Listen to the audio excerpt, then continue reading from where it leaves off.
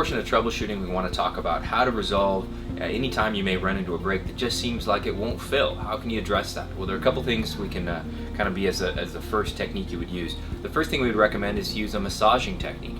Most glass build kits include an included cork, where you can use any kind of real cork material, and just massage the glass from the inside, or the brake in particular, from the inside of the windshield for maybe 10 to 15 seconds directly behind the brake.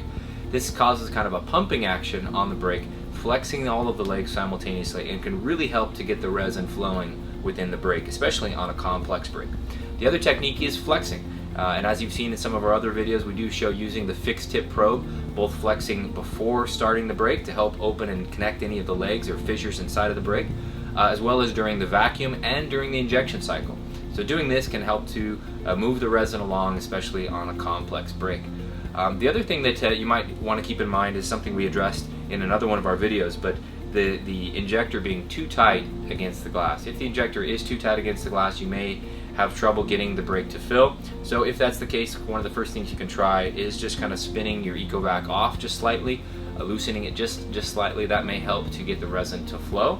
That's certainly something you could try. And with the ProVac Zoom, in that case, there is also a way to alleviate the pressure with this. If you feel like it's too tight, you can press the lever on the Z-mount stand and just kind of hold the injector in while allowing it to kind of lift up one notch, and that could also help to alleviate excessive pressure against the brake. Now, what about drilling? Certainly drilling could occur from time to time if you get a brake that just won't fill. For us at Glasswell here, we consider drilling to be a last resort. If you've tried all these other things we've already mentioned, then you may want to pull your injector off, drill a small hole into the impact point, and then start the repair. But really, it would be a last resort.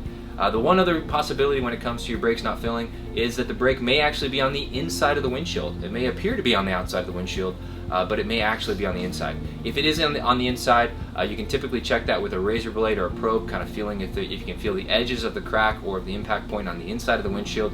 And if you run into this type of brake, we recommend not repairing this particular type of damage.